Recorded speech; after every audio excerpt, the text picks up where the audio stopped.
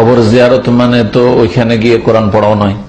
কবর জিয়ারত এতে যত আলোচনা আসলো, এতে জিয়ারতের নিষেধ করা তো আসেনি। এক হচ্ছে জিয়ারতের উদ্দেশ্য, আপনার উদ্দেশ্যটা কি, এটা একটা কথা, ওটা ঠিক হইতে হবে। 2 নম্বর কথা, জিয়ারত মানে ওইখানে গিয়ে নামাজ পড়া নয়, জিয়ারত মানে ওখানে বসে বসে কোরআন পড়া নয়, জিয়ারত মানে ওখানে দাঁড়িয়ে বা বসে জিকির করা নয়। হ্যাঁ, জিয়ারত মানে এই নয় যে কবরকে ঘিরে চারিদিক থেকে দোয়া করবেন, দেখে মনে হচ্ছে কবর আল্লাহর কাছে চাইছেন, এরকম না। দোয়া করবেন কেবলামুখী। প্রথম জানেন যে কবর জিয়ারতের উদ্দেশ্য কি। কবর জিয়ারতের উদ্দেশ্য হচ্ছে দুটি। কবর জিয়ারতের উদ্দেশ্য হচ্ছে দুটি, একটা হচ্ছে নিজের ফায়দা, আর একটা হচ্ছে কবরওয়ালার ফায়দা।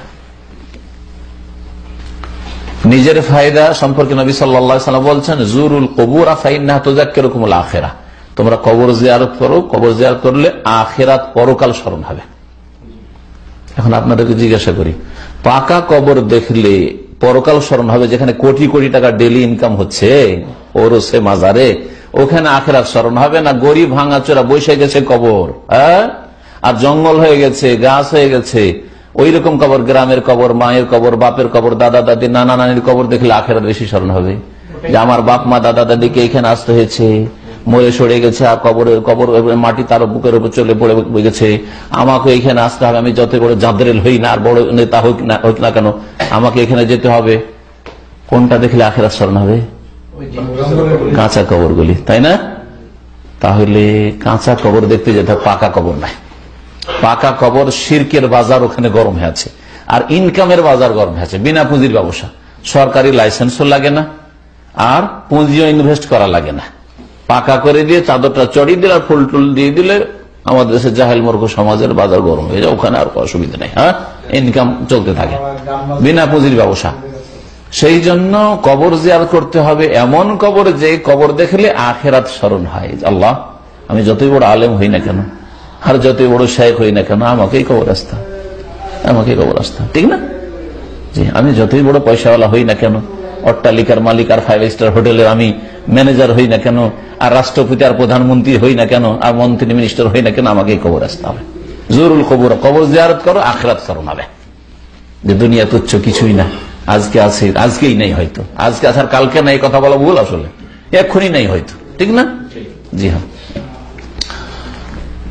এটা একটা উদ্দেশ্য, নিজের ফায়দা, যে আখিরাত পরকাল স্মরণ আসবে, অন্তরটা নরম হবে, ইমান তাজা হবে, আখিরাত মুখী হবেন, আল্লাহর কাছে চাইবেন আপনি, দুনিয়া আখিরাতের নাজাত চাইবেন আপনি, আল্লাহ পাকের আযাব গজব থেকে আল্লাহর কাছে দোয়া করবেন যে আল্লাহ আমাকে রক্ষা করো। তো আখিরাত স্মরণ করা। 2 নম্বর গরজ হচ্ছে ওই মাইয়াতকে উপকৃত করা। সালাম দিলেন, শান্তি আল্লাহর পক্ষ থেকে নাযিল হবে, আর কবরে আযাব হালকা হবে। তারপরে দোয়া করে আল্লাহ পাকের কাছে দোয়া করেন, আল্লাহ এই মাইয়াত যদি আযাবে থাকে তার আযাব দূর করে দাও, এই মাইয়াতের মর্যাদা উঁচা করো, হ্যাঁ, গুনাহ খাতা মাফ করে দাও, বালা মুসিবত দূর করে দাও, এর শাস্তি আছে দূর করে দাও, এর কবরকে প্রশস্ত করো। এই যে দোয়া করলেন, তো ওই কবরওয়ালার ফায়দা হলো। দুটো ফায়দার জন্য, একটা হচ্ছে নিজের ফায়দা, আখিরাত স্মরণ, আর কবরওয়ালার ফায়দা, যে ওর জন্য দোয়া করলেন, সালাম দিলেন, ওতে কি হবে? আযাব থাকলে দূর হবে, আর আযাব যদি না থাকে তো মর্যাদা উঁচা হবে। নেক মানুষের কবর, ভালো মানুষ, তাহলে মর্যাদা উঁচা হবে। বুঝা গেছে? তো এই দুটি উদ্দেশ্য।